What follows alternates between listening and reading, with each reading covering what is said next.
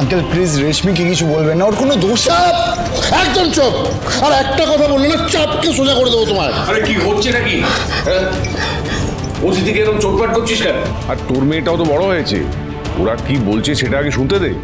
দাদা দাদা রে, আমার আর শোনার দেখার কিছু বাকি নেই, তুই শোন।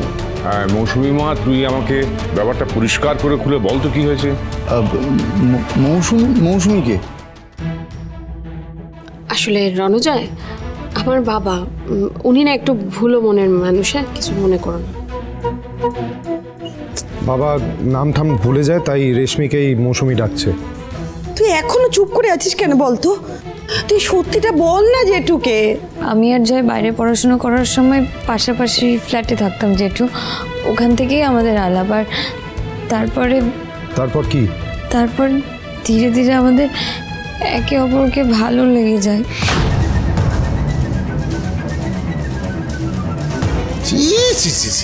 লাজ লজ্জার মাথা খেয়েছে তোমার মেয়ে, সবার সামনে নির্লজ্জের মতন বলছে ভালো লেগেছে। না ভালো লেগেছিল কিরকম, মানে বন্ধু হিসেবে না একটু বেশি? রেশমি চুপ করে আছো কেন? তুমি তো এ যুগের মেয়ে, কাউকে তো ভালো লাগতেই পারে, সেটা বলো।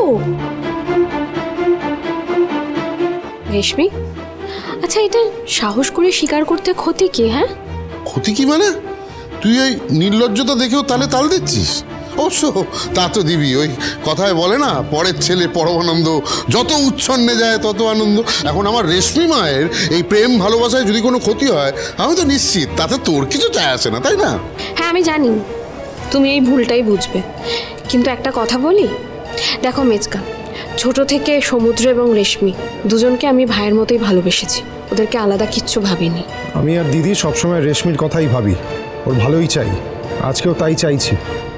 তাই জানতে চাইছি যে ওদের সম্পর্কটা কত দূর এগিয়েছে। অ্যাকচুয়ালি রেশমি আমার বেস্ট ফ্রেন্ড, আর গত কয়েক বছর ধরে আমি আমি আমি ওকে লাইক করি, মানে ওই ভালোবাসি। গুছি করেছে তোমার ভালোবাসার, এতদিন যা হয়েছে হয়েছে, শুনে রাখো ভালো করে। এরপর আমার মেয়ের ধারে কাছে যদি ঘুরতে দেখেছি না, তোমার একদিন কি আমার একদিন। দেখেছো উনি ছেলেটাকে কিরকম ভয় দেখাচ্ছেন, আমার কিন্তু ছেলেটাকে মন্দ লাগেনি। মেজো মা, মন্দ তো আমাদেরও কারো লাগেনি, তাই না? এবার শুধু দেখো ভাই কি করে। শোনো, রেশমি এই বাড়ির ছোট মেয়ে, আমাদের সবার খুব আদরের, তাই আমরা সবাই একটু বেশি প্রোটেক্টিভ ওর প্রতি। তাই জানতে চাইছি তোমার কাছে যে হ্যাঁ তুমি সবার সামনে বলেছো যে তুমি ওকে ভালোবাসো, বাট হোয়াট নেক্সট? মানে এরপর কি হবে? এরপর মানে এরপরেও কি এইভাবে লুকিয়ে চুরিয়ে আমার বোনের সাথে তুমি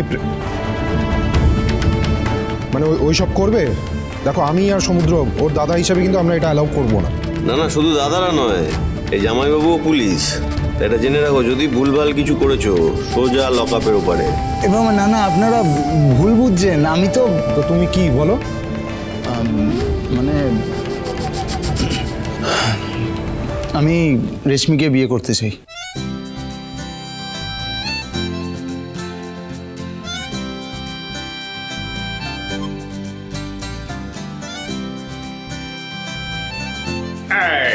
এতক্ষণে দিগ্বিজয় একটা কাজের কথা বলেছে, সবাস। না না শুনুন না, বলছি আমি দিগ্বিজয় না, আমি রণজয়। ঠিক আছে, ওই একই বল, মানে তুমি রণবিজয় করো বা দিগ্বিজয় করো, তুমি যে বসু মল্লিক পরিবারের মন জয় করেছো সেটাই হচ্ছে আসল। তাহলেই তো বিয়েটা। দাঁড়াও বড় খোকা, দাঁড়াও। কি মা? আগেই তরবরিয়ে বিয়ের কথা বলো না, আগে জানতে হবে ও কোন বাড়ির ছেলে। তোমার বাড়ি কোথায় শুনি? কলকাতায়? হ্যাঁ, দক্ষিণ কলকাতায় বালিগঞ্জ রোডে যেই বড় মন্দিরটা আছে তার পাশেই যে ঘোষাল ভবন, ওটাই আমাদের আদি বাড়ি। ঘোষাল? মা, এই ঘোষালরাই আমাদের পিসিমার আত্মীয় না? এ দাদা, ঘোষাল মানে ওই যাদের বিশাল বড় একটা মিল আছে, আর তাছাড়া ওই ডায়মন্ড হারবারের দিকে হালকা বিঘে বিঘে জমি। হ্যাঁ তাই তো মনে হচ্ছে। এই না হলে আমার মেয়ে ঘোষাল বাড়ির ছেলের সঙ্গে প্রেম করে জীবনে প্রথম একখানা কাজের কাজ করেছে। ও বড় খোকা, তুই তো ঠিকই বলেছ।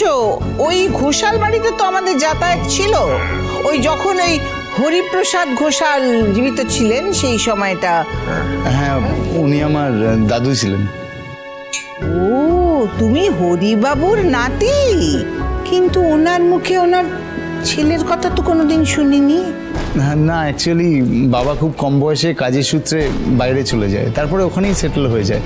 তো এখানে বাবাকে সেরকম করে কেউ চেনে না আর কি। তবে তোমার পরিবারকে কিন্তু আমরা বহু বছর চিনি, এই জন্যই বলে না যে পৃথিবীটা গোল। মা, বলছিলাম কি যে ওর পরিবার তো চেনাশোনাই বেরোলো, হ্যাঁ, আর আমারও ছেলেটাকে বেশ পছন্দ। তাহলে বিয়ের ব্যাপারে হ্যাঁ করে দিলে হয় না? হ্যাঁ,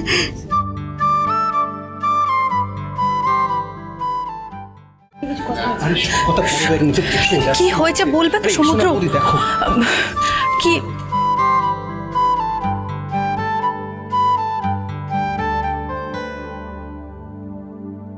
তাহলে কথা হয়ে গেল, কাল তোমার বাবা মার সঙ্গে তোমাদের বিয়ের পাকা কথা বলবো আমি।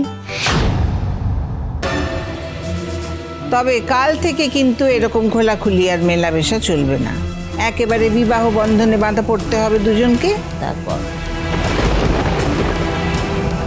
এই তো সুধাও চলে এসছে, আসল ঘটনাটাই তো মিস করে গেল। এই যে সুধা, আজ একদম ধরে ফেলেছি দুজনকে হাতে নাতে। ওরা কি ভেবেছিল হ্যাঁ আমাদেরকে লুকিয়ে প্রেমটা চালিয়ে যাবে? সেটা হতে দিইনি। আর আমরাও বুঝিয়ে দিলাম যে আমাদের চোখে ধুলো দেওয়া এত সহজ নয়। বলি, আমি আমার মনের মানুষকে খুঁজে পেয়েছি। ঠাম্মি, বাবা, জেঠু সবাই রাজি হয়ে গেছে। বিয়ে? হ্যাঁ, আজ আমি সবার সামনে ফাইনালি কনফেস করেছি যে আমি আর জয় দুজন দুজনকে ভালোবাসি। আর এই রণজয় হচ্ছে ঠাম্মির চেনা ঘোষাল বাড়ির ছেলে, তাই ঠাম্মি ঠিক করেছে কালই পাকা কথা বলে নেবে। কাকাইয়ের বিয়ের পর আবার রেশমি বিবিরও বিয়ে হবে, কি মজা হবে!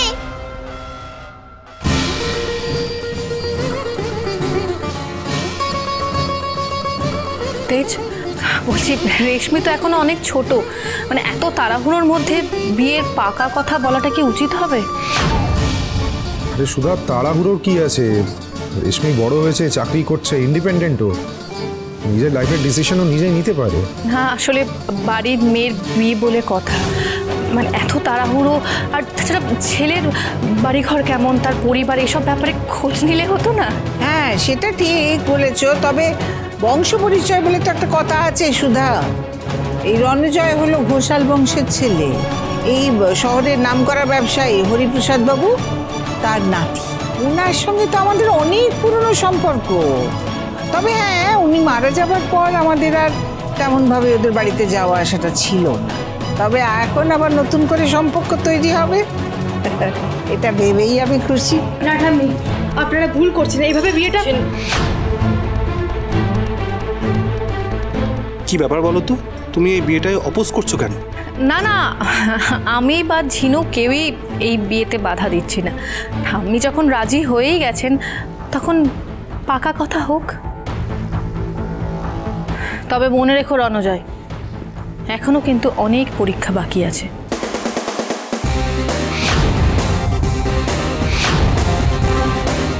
রেশমির জন্য আপনি যেই পরীক্ষা নেবেন আমি সেই পরীক্ষা দিতে রাজি বৌদিদি। আচ্ছা ঝিনুদে, আমাকে একটা কথা বলো তো, এই লকেট হার এটা কি তোমার?